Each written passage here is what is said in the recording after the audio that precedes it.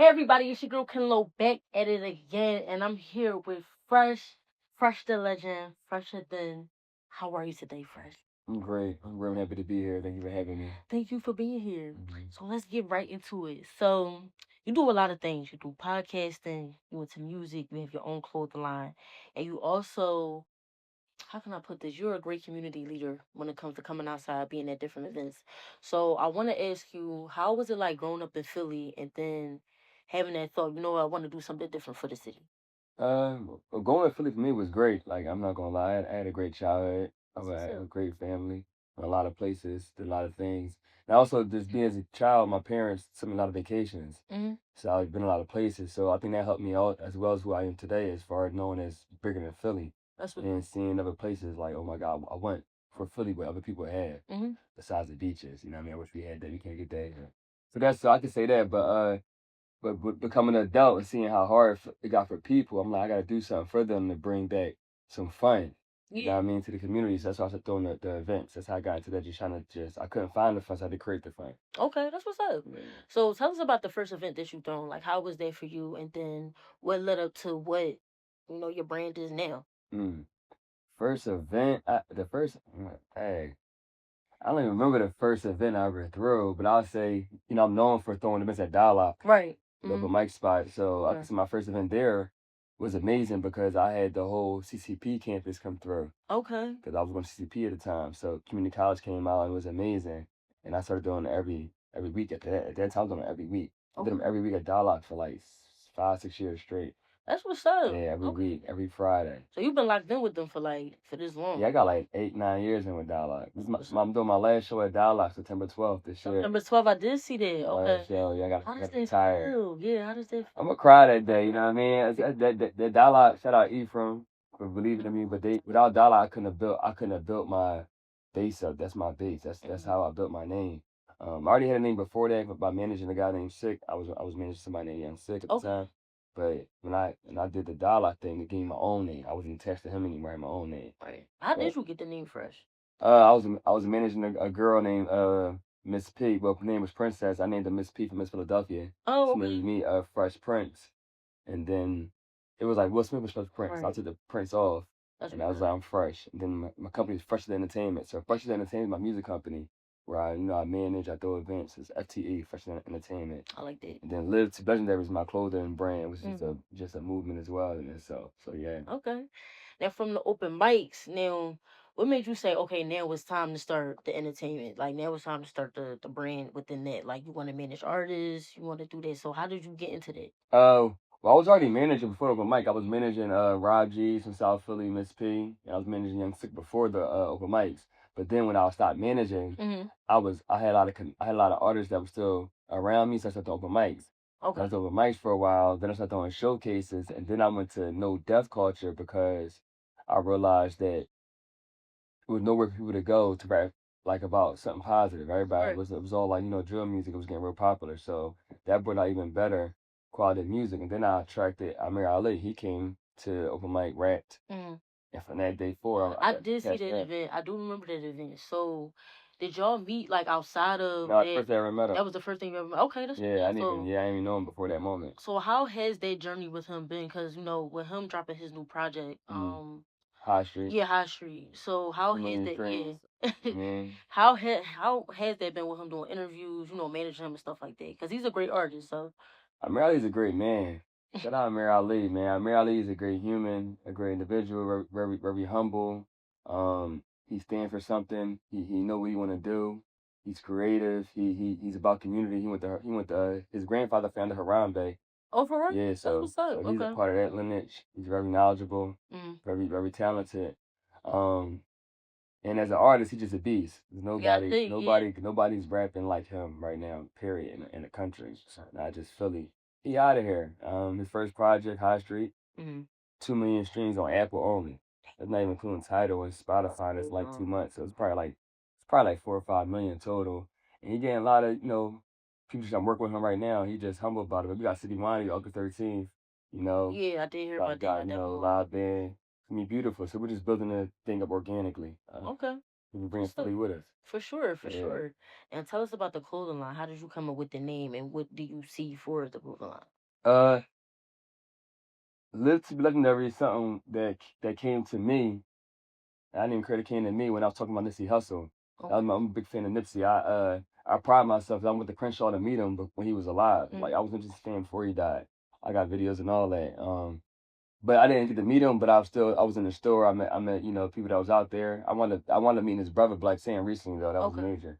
But yeah, going to Crenshaw and feeling his power. Like I heard this music. Everybody had his brand out there. It was heavy. And then when he died, it broke my heart. You know what I mean? Do remember that? Yeah, it broke my heart when he died. And he had a song when I was like going through my depression at the time. It's called Blessings. And in the song he say burn it back. He said burn it down, build it back, respect your passion. And that's what helped me get back. I went through some hard times when he said build it back, respect your passion. Like that, I gotta respect my passion. Like, you know what I mean? So when he died, I was talking about him to somebody, and I was like, all he was doing was living to be legendary. For sure. And when I said it, I like how that sounded. I put it on the shirt. I went to the viewing. You know, he had like all the viewings. Everybody, when he first died, everybody had like little memorials for him. I went to one. I had the shirt on. Everybody loved it. I was like, oh my God. So I made it to a brand. And then, we here. I feel like you're the type of person, like, so when something come to you, like, you run with it. Like you said with your shirt, like, you said something and it got your traction. Now, would you say the same thing about the podcast? Now, tell us more about the podcast, because when I first seen you, like, years ago, I remember you doing the showcases. I remember, you managing people, but tell us how you got into podcasting and what you see for the podcast as well. Well, shout out ACAF. I started doing podcasts at ACAF on 52nd. Oh, I know. First. Okay. Yeah, I interviewed Core, Beanie Siegel, Dr. Umar Johnson. Okay. How was those? That's dope. They were amazing. Yeah, I ain't gonna lie, they were amazing. Mike Sign, KP, Lena L. Okay. I interviewed a lot of people on their platform. Wait, can you repeat that sentence one more time? That car was real loud. Okay. Yeah, what I was saying. It was about Oh, sure. Okay, I got it. Yeah. Yeah. Shout out ACAD. That's where I first started doing interviews at. I interviewed on 52nd and Market. I interviewed on 52nd and Locust, but I interviewed KP, Lena L, Dr. Umar Johnson, Beanie Siegel, Core, Jess Mike, a lot of people. My Sign. It was a great platform, and once I stopped doing that, people just kept asking me like, first you gotta do that. We like seeing you. So then I started my own Live to Legendary, and not just interview people that I feel like are doing legendary things in the community and trying to shine. And the difference between my platform and ACAF, they were interviewing people like with big names. Right. And like I respect that, but I wanted to interview people within the community more so. Like, cause I feel like they need they shine. That's what makes it better.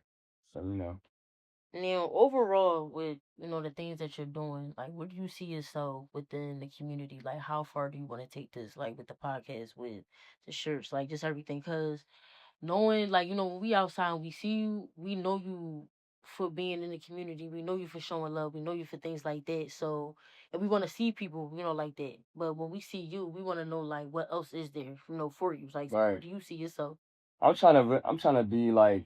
I'm trying to, like, how Roots Picnic guy, I'm trying to have something like that every 3 months, something in the city. And also, I want to put art centers and rec centers where people come to rec centers and express themselves with art, whether it's open mics or poetry or writing or painting.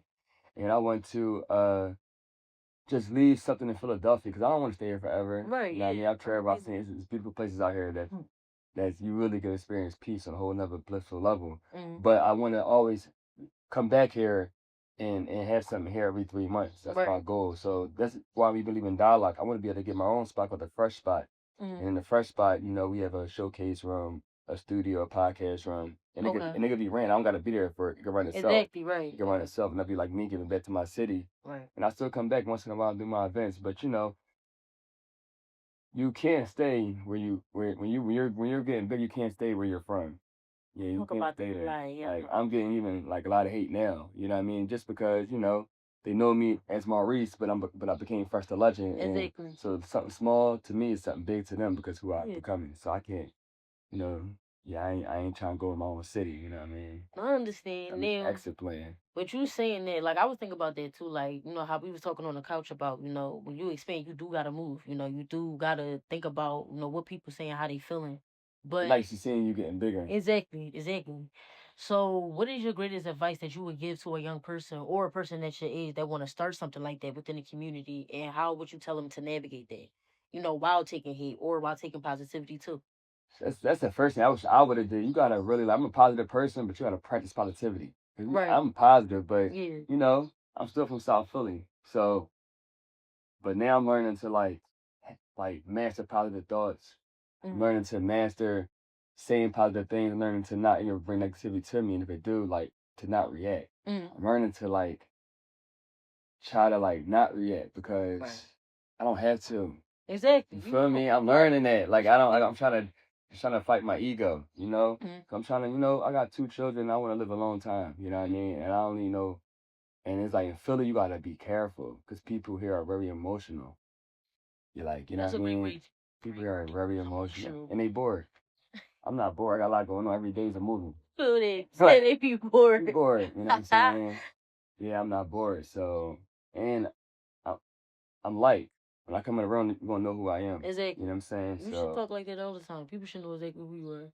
Yeah. You could be chilling. And help. Be like, oh, that's fresh. Like, but I deserve this. Like I've been doing this for over 12, 13 years straight. I never took a break. That's what's You know what I mean? So it's like I paid the cost to be the boss. You know what I'm saying? I put the time in, I put the work in.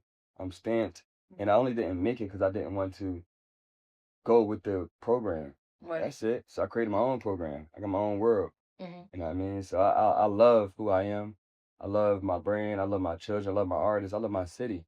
You know what I mean? I love that we're creating a market here. I love this podcast. I love the people. There's a lot of podcasts, a lot of independent clothing brands. Shout out Stocked Up. Yeah, shout out to Stocked Up. There's a lot of Rock Nation locked our city down with the events.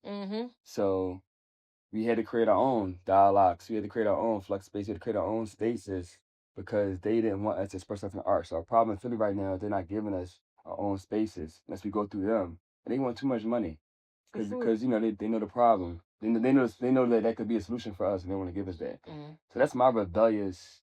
Yeah, I was about to say, like, do you want to keep breaking barriers as far as creating those spaces? Like, letting people know, like, you don't have to go to these venues or these other places because we creating our own. I'm trying to show people that I'm the great unifier. Like I'm trying to unify the people around. We have to come together and create our own. Because once we come together, create our own, then we'll have our own market, our own machine. You know what I mean? But we're so weak and so lazy that we just want to run to them for everything. Right. Instead of doing the due diligence, doing the work, we don't know how to do the work anymore. Like we don't want to do the work. We're lazy. I understand. And kind of programmed through the phone and all that. Just. Now, I'm glad you mentioned that. Now, speaking of work, so like you said, you got 2 kids, right? And what ways do they motivate you, or how do you motivate them to where y'all help each other and y'all build something bigger? They're my everything. So Messiah, that's my son. I named him Messiah because he saved me. He's my Messiah. Like before he was born, I was about to go super rebel. Like, I had the locks, I was my black power, I didn't care, I was on some stuff. Then my son was born, and then he made me want to live longer. I was my martyr tip, like I didn't care. I feel you. You know what I mean? But when I seen my son, I named him Messiah because he made me want to live. He made me want to really become legendary, and I'm trying to give it to him. I want my son to throw events. Right. My son to host. I want my son to host my events. So I built it up. So I want to give it to Messiah. I want to leave what I didn't have, and I wouldn't even inheritance. I didn't have inheritance. But I want my son to have inheritance from his father. And my daughter, her mom named her Serenity. I didn't name my daughter. I wanted to name her Eric. But she named her Serenity. And it's what I needed. She told me that you need serenity in your life right now. So you just snapping too much. And it was true. And my daughter is like my peace. Like I don't have a woman because nobody loves me like my daughter. All I need is my daughter right now. Like, nobody, the way she looks at me, the way she hugs me, she's my everything. She fulfills me to a point where nobody's ever felt me like that in front of my mom, not my baby mom. No woman's ever made me feel. My daughter's my everything. So until I find somebody who kind of feel like that pure love is pure love, you know what I'm saying? So it's like she makes me want to just give her everything. So that's I love that. That was beautiful. I would say, it do gotta be the last question because I got so many questions, like more to ask you because just of the person you are. But I feel like my last question would be, honestly, what do you want to leave this earth knowing? Because of who you are, like you can't sit like fresh. You can't sit here and say you're a regular dude. You can't because you went through different phases to get to where you at. So in the end, what do you want to leave? I already left it. If I die right now, right? Like if I was like die like in 10 minutes, they're gonna look at my whole life and be like, he was living too legendary. Right. Like he was providing places for us to perform. Like, you know what I'm saying? He always spoke positive. He always helped other people out. He was always everything I did, like for the last 10 years of my life I gave to God, I gave to the people because I served the people. I don't get nothing out of what I do. Right. Like my shows are free. $5 to perform, $10 to perform, like it's pennies. I just started charging this year. The whole 9 years ago I wasn't charging nothing, it was all free. I mean, my shirts are $30. We started getting shirts. My podcast is free. Everything I do is for the people to have hope in their city. That's what's up. So right now I'm already died. This is just for them. I already lived. I already did it. I'm legendary. That's why everybody call me Fresh the Legend. Nobody questioned the legend part. And not to my face. And then if they do it's cool, I'll show them why. Or I tell somebody to tell them why. Even that, like, yo, tell them why I'm Fresh the Legend. That's what's up. I think I say, and the people take that as arrogance or cockiness. No, that's 10 years consistent work. Right. Yeah. People are intimidated by a person that knows their self. Exactly. Yeah. I probably had like 10 more questions, but I'm gonna keep it a bean. That was my last question though. But I want to say thank you for coming on the show. Like everything you're doing is a blessing. It's beautiful. We definitely gonna see you around. You already know. Outside. You outside. Like, it's the summertime. Can't go outside without seeing me. Shout out to the podcast. Shout out to your clothing line. Shout out to you, Fresh the Legend. And like I said, we gonna see you outside. It was great having you. Oh, tell them where they can follow you at. You can follow me on on the gram with the Fresh Legend, THE Fresh Legend. And I have an event every week throughout the whole summer. So I'll see you outside. It's your girl Kenlo back at it again. You already know where to follow me. Your girl Kenlo _ on Instagram. And we be back at it again. That's it.